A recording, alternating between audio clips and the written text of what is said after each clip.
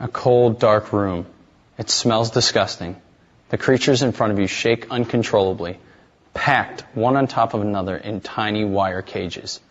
To eat, they have only crumbs in front of them, and to drink, only a dirty bowl of water.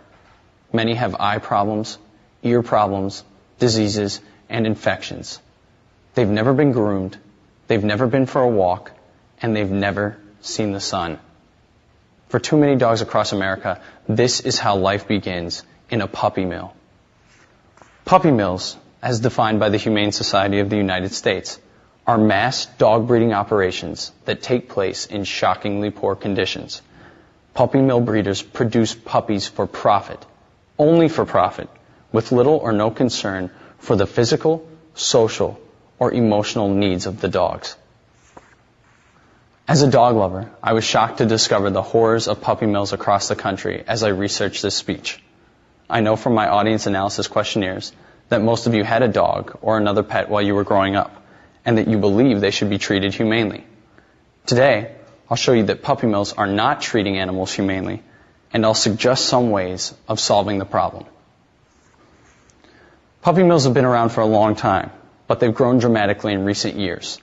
The Humane Society estimates that there are more than 10,000 puppy mills currently operating in the United States. According to Stephanie Shane, the Society's Director of Outreach for Companionable Animals, of the 7 to 9 million dogs sold in this country each year, 2 to 4 million come from puppy mills. That's double the number from only a decade ago. Rather than producing the healthy, happy pets that millions of families dream of, puppy mills produce dogs with canine herpes, respiratory infections, parasites, seizures, and E. coli. Dogs that are lucky enough to escape these diseases often have rotten teeth, missing eyes or limbs, hip disorders, skin problems, and a host of other deformities. In addition to suffering from physical problems, dogs in puppy mills are often emotionally unstable. Some are dangerously violent and aggressive. Others are apathetic and lack any desire to interact with people or animals. Because of the overcrowding in puppy mills, some animals literally go crazy and chew off the ears, legs, and tails of other dogs. But you can see for yourself what the dogs have to endure.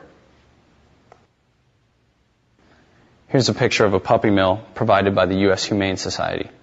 As you can see, the cages are stacked one on top of another, and the dogs are packed into the cages like sardines into a can. The dogs are not let out to go to the bathroom, so the cages are filled with waste and become breeding grounds for the diseases I mentioned earlier in my speech. You can get a better sense of how disgusting a puppy mill is from this photo, taken after the dogs were removed by animal officials. You can see how narrow the cages are and how they're crammed one against the other. You can see that there's filth and debris everywhere. Finally, take a look at a couple of individual dogs. The first one came from a puppy mill here in Wisconsin. It was so malnourished that it couldn't stand up by itself, and it had lost the fur on almost all of its body. The next dog was in even worse shape. Covered with its own filth, it had a rash of infections and diseases, and it had lost the sight in one eye. Like other puppy mill dogs, it never saw a veterinarian until it was rescued. It's time that we stop the horrors of puppy mills and help dogs and dog owners alike. Solving the problem requires action on two fronts: legislation and individual initiative. The first step is for new laws that will put puppy mills out of business. Current laws, such as the Animal Welfare Act, are ineffective at best. This law only regulates a small number of breeders, leaving countless puppy mills to operate under the radar. Here's the legislation I propose. It's based on a combination of proposals that have been presented in several states. All dog breeders who produce more than 30 puppies a year should be required to register with their state's Department of Agriculture, which would inspect dog breeding facilities just as the health department inspects restaurants. Breeders with dogs in substandard conditions would be dealt with accordingly. A first offense would result in a fine of $3,000. A second offense would result in a fine of $5,000.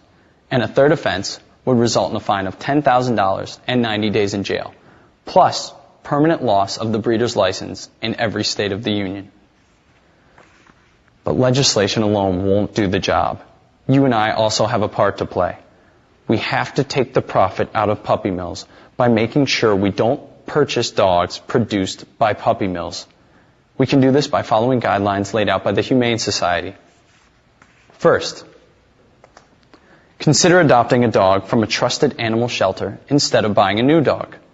The animal shelter will make sure the dog is free of physical and behavioral problems.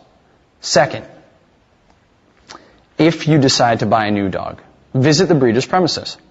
If the breeder refuses to let you see the premises or wants you to meet somewhere else, don't buy from that breeder. Third, don't buy a dog from a pet store. The Humane Society has found that most dogs in pet stores actually come from puppy mills. And fourth, don't be fooled by advertising. Just because an ad promises that a dog has been, quote, family raised or has a health certificate doesn't mean it's true. This is especially important when it comes to the internet, where there's no way to verify the health of a dog or the trustworthiness of a breeder. In conclusion, I'd like you to imagine your own pet, no matter what kind of animal it might be, living in the conditions endured by dogs in puppy mills.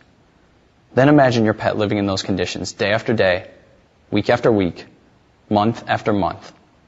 Surely you would not want this for your own pet. Yet even as we sit here, millions of dogs are suffering from the horrors of puppy mills. It's time to stop puppy mill breeders from profiting on their cruelty.